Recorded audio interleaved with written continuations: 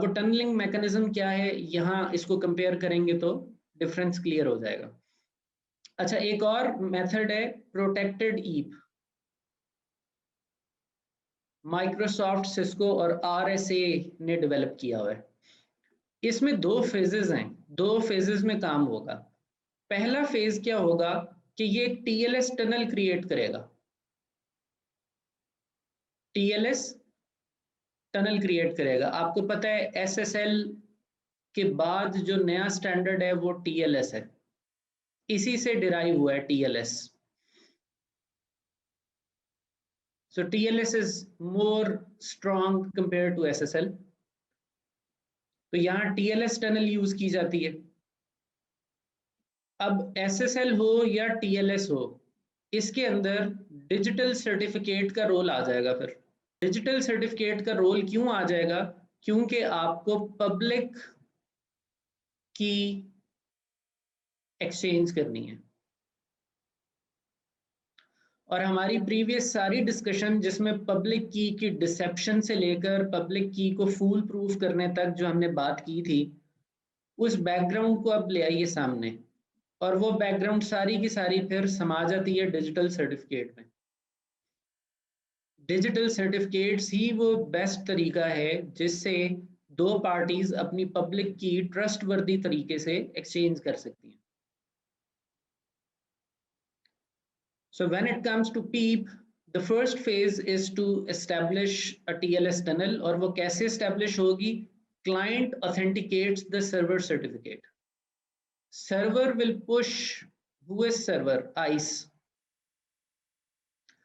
ISE will push a certificate to the client, and client needs to authenticate that certificate, means इस client को उस certificate को verify करना है। Remember, verify कैसे होता है सर्टिफिकेट?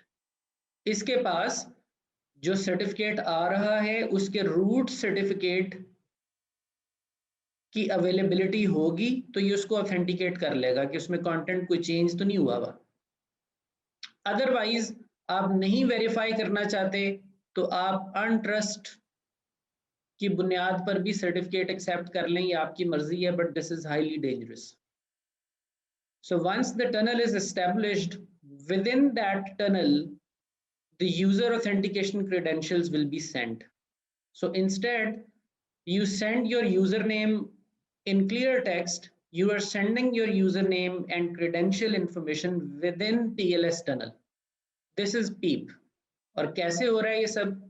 वही बात, EAP रिक्वेस्ट आइडेंटिटी, यानी ऑथेंटिकेटर ने कहा बोलो भाई अपना यूजरनेम पासवर्ड दो। अब जैसे EAP रिक्वेस्ट आइडेंटिटी का पैकेट आएगा, यहाँ स्क्रीन पर यूजर नेम पासवर्ड देने का डायलॉग आ जाएगा, आप उसमें अपना यूजर नेम पासवर्ड स्टफ करेंगे। लेकिन वो यूजर नेम और पासवर्ड स्टफ करने से पहले आपको ये भी बताना होता है आइस सर्वर को कि मैं कौन सा EAP का मेथड यूज करने लगा।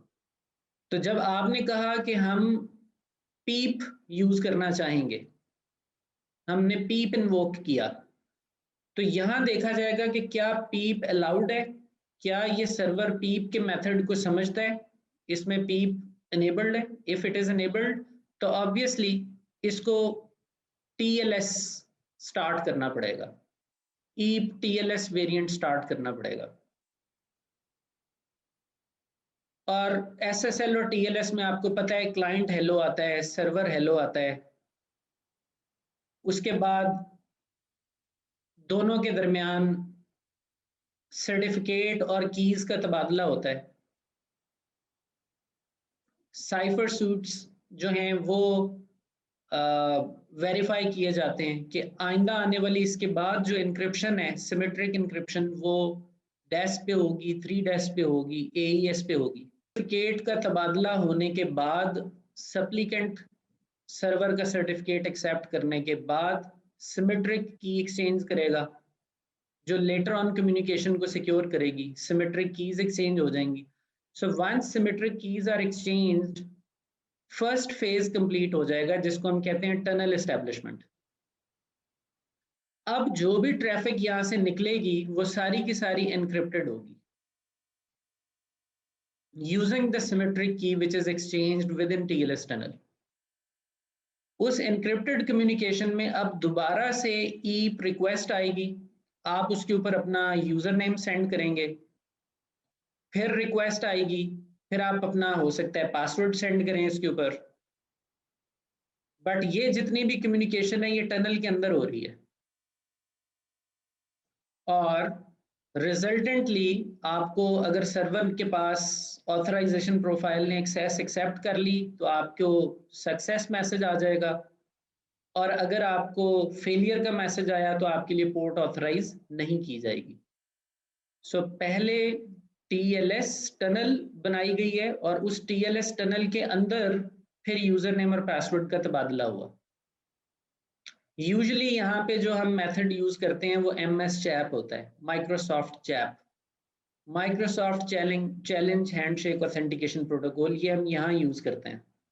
यानी TLS के अंदर भी हम फर्दर चैप का मेथड यूज कर रहे हैं for exchanging user name and password information with ICE. So this is PEEP. Then comes EAP TLS. EAP TLS के अंदर जो डिफरेंस है वो ये है कि सर्वर भी अपना सर्टिफिकेट पुश करेगा और क्लाइंट को भी अपना सर्टिफिकेट सर्वर को देना पड़ेगा। So it supports mutual authentication. Server का सर्टिफिकेट आया तो क्लाइंट ने वैलिडेट किया, क्लाइंट का सर्टिफिकेट सर्वर को गया तो सर्वर ने क्लाइंट का सर्टिफिकेट वैलिडेट किया, फिर सिमेट्रिक कीज एक्सचेंज होंगी और उन सिमेट्रिक कीज के तबादले के बाद आपकी ऑथेंटिकेशन कर दी जाएगी। यानी जो क्लाइंट का सर्टिफिकेट है वो ही उसी के अंदर से जो कॉमन नेम वगैरह और सब्जेक्ट ऑल्टरनेटिव नेम्स वगैरह सेंस हैं उन्हीं की बुनियाद पर एक्सट्रैक्ट करके आपका यूजर नेम वेरीफाई कर लिया जाएगा, आपको ऑथेंटिकेट कर लिया जाएगा। यानी EAP TLS में आप यहाँ इस सप्लीकेंट के अंदर एक सर्टिफिकेट डालेंगे, आइडेंटिटी सर्टिफिकेट। इसका भी आइडेंटिटी सर्टिफिकेट होना जरूरी है और ये अपने आइडेंटिटी सर्टिफिकेट की बुनियाद पर ही यहाँ ICE के साथ ऑथेंटिकेट होगा। There will be no dialogue of user name and password. Instead, you will push the certificate and username information will be extracted from the certificate and you will be authenticated. So client-side certificate issued to supplicant by a public key infrastructure and it will be out of band. यानी इसके पास जो certificate है वो out of band आना चाहिए पहले और obviously इस authentication server के पास उस certificate का root certificate पड़ा होना चाहिए ताकि ये उसे authenticate कर सके। That is the reason TLS is most secure but difficult to implement.